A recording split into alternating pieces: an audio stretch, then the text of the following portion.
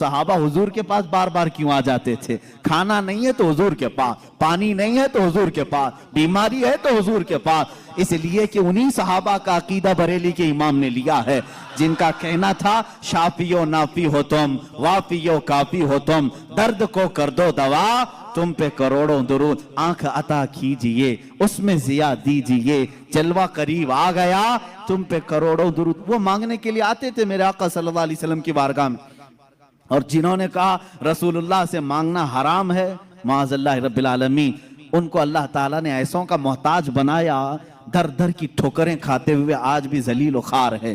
इसीलिए मेरे इमाम ने कहा है, जो तेरे दर से यार फिरते हैं, दर बदर यूं ही खार फिरते हैं, दर बदर यूं ही खार फिरते हैं। हमें फख्र है इस बात पर, हम मोहताज हैं तो मदीने के ताजदार के रसूल करीम सल्लल्लाहु ताला अलैहि वसल्लम से मांगेंगे। इसलिए मांगते हैं कि रब है मोती ये है कासिम, रिस्क उसका है खिलाते ये हैं, रिस्क उसका है खिलाते ये हैं। हम खालिक समझकर, हम रसूलुल्लाह को राज़िक समझकर नहीं जा रहे हैं, बल्कि वो रज़्ज़ाक़े हकीकी के नायब हैं।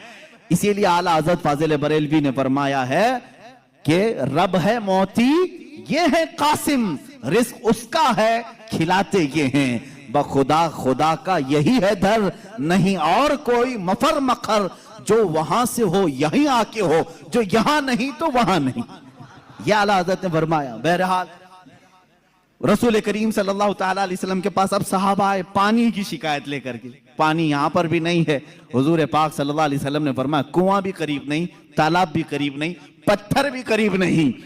एक सहाबी से कहा कि बर्तन कुछ है तुम्हारे पास? कहा एक बर्तन में इतना पानी है कि या तो पी सकता हूं या तो वजू कर सकता हूं। हुजूर पाक सल्लल्लाहु अलैहि वसल्लम ने फरमाया वही ले आओ। बर्तन को करीब रखा और अपना दस्ते मुबारक उसमें रखा। सहाबा फरमाते हैं हर उंगली पाक से पानी के चश्मे जारी थे, जैसे फव्वारे निकलते हैं, फाउंटेन जिस तरह होते हैं। हुजूर पाक सल्लल्लाहु ताला अलैहि वसल्लम की उंगलियों से चश्मे निकलने लगे। फिर इमाम अहले सुन्नत फाजिल बरेलवी फरमाते हैं उंगलियां हैं फैज पर, टूटे हैं प्यासे झूम कर, उंगलियां हैं फैज पर, टूटे हैं प्यासे झूम कर, नदियां पंजाब रहमत की हैं जारी। वाह वाह, पंजाब रहमत की। पंजाब रहमत का मतलब पंजाब जो हमारा है इसको इसलिए पंजाब कहते हैं, 5 नदियां हैं वहां पर। मेरे आका सल्लल्लाहु ताला अलैहि वसल्लम के सिर्फ दस्ते मुकद्दसा में रहमत के पंजाब थे। 5 उंगलियों से 5 चश्मे निकले। और उस वक्त सहाबा फरमाते हैं हम तकरीबन 300 लोगों ने उससे वजू भी किया, पानी भी पिया, जानवरों को भी पिलाया। किस पानी से? उंगलियों से निकले हुए पानी। अब मैं पूछता हूं मेरे अजीजों, ये है मौजिज़ा जिसको खर्क़े आदत कहते हैं, जो अकल में ना आए, अकल में ना आए। हाँ एक बात तो समझ में आती, मूसा अलैहिस्सलाम ने लकड़ी मारी थी पत्थर पर और पत्थर से 12 चश्मे निकले, मौजिज़ा वो भी था। लेकिन हमने दुनिया में बहुत सारे फॉल्स देखे हैं जो पत्थरों से ही निकलते हैं, नहीं देखे आपने? पहाड़ों से पानी का निकलना आम सी बात है, लेकिन नूरे मुस्तफा मोहम्मद अरबी सल्लल्लाहु अलैहि वसल्लम का मौजिज़ा तो ये है, दुनिया ने आज तक ना सुना होगा ना देखा होगा। पत्थरों से निकलने वाला पानी तो देखा है, उंगलियों से निकलने वाला पानी सिर्फ ताजदार मदीना के यहाँ है। ये मेरे आका सल्लल्लाहु अलैहि वसल्लम का मौजिज़ा, कमाल का मौजिज़ा था। ये खाने पीने के मामलात में 1-2 नहीं, बहुत से मौजिज़ात हैं। फिर आगे बढ़ो, जंगे खंदक के मौके पर खंदक खोदी जा रही थी। वाकया ऐसा था, मेरे इन 12 रोज़ा उन्वानात में एक उन्वान है इंशाअल्लाह, हुजूर सल्लल्लाहु ताला अलैहि वसल्लम के सारे गज़वात, हुजूर की जंगी हिकमतें क्या थीं, इंशाअल्लाह उल अज़ीज़ उसमें अर्ज़ करूँगा। खंदक एक जंग हुई है, उसका नाम ही ग़ज़वा खंदक इसलिए कि मदीने के अतराफ में एक बहुत बड़ी खंदक खोदी गई थी, एक खाई खोदी गई थी। वजह यह थी कि दुश्मन पूरी की पूरी फौज लेकर मदीने में दाखिल ना हो, इसलिए कि जब दुश्मन फौज लेकर अपने शहर में आएंगे, शहर में तहस नहस करेंगे, बर्बादी करेंगे। बाहर ही निपट लिया जाए तो घर तो महफूज रहेंगे। जंग होगी, कुछ तो नुकसान होगा कि नहीं होगा। जैसे देख नहीं, इराक तबाह हो गया, शाम तबाह हो गया। यही जंग अगर अमेरिका में होती तो क्या वो बचा होता? जहां जंग होती वहां के घर उजड़ जाते। मदीना तैयबा से बाहर जंग के लिए खंदक खोदी गई। अब ये खंदक खोदने में काफी दिन लग गए। सहाबा उस जमाने में भूखे प्यासे फाका कशी में खंदक खोदते रहे। ऐसे नहीं कि सिर्फ सहाबा ने खोदा, अल्लाह के नबी सल्लल्लाहु ताला अलैहि वसल्लम ने खुद भी अपने हाथ से खंदक खोदी है। एक बार सहाबा फरमाते हैं बड़ा पत्थर आ गया, किसी से नहीं टूटता था, हिलता भी नहीं था। उस वक्त रसूल करीम सल्लल्लाहु अलैहि वसल्लम को उन्होंने खबर दी। अल्लाह के हबीब सल्लल्लाहु ताला अलैहि वसल्लम तशरीफ लाए।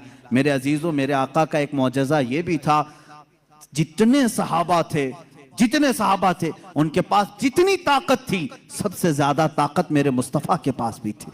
हुजूर पाक सल्लल्लाहु ताला अलैहि वसल्लम ने अपने जमाने के नामवर पहलवान अबू दुजाना या कुछ और नाम है मैं भूल रहा हूं, हुजूर सल्लल्लाहु ताला अलैहि वसल्लम ने उसके साथ कुश्ती लड़ी, जिसको पूरे अरब ने कभी नहीं पछाड़ा था।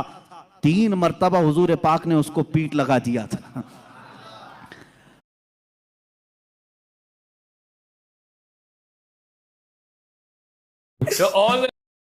हुजूर अकरम सल्लल्लाहु ताला अलैहि वसल्लम अपने हाथ में कुदाल लेकर के उस पत्थर को निकालने आए।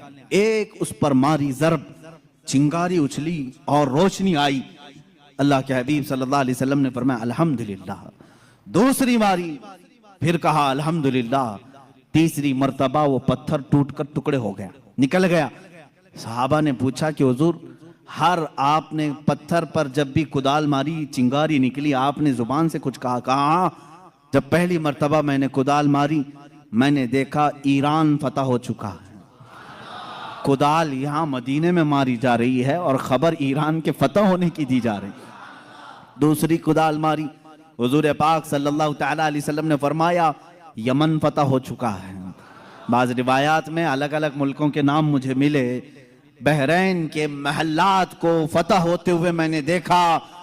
हुजूर अकरम सल्लल्लाहु ताला अलैहि वसल्लम ने 3 ज़रबों में उस पत्थर को ख़त्म कर दिया और उसी वक्त ईरान के, मुल्क रोम के और बहरैन के फतह होने की बशारतें दी।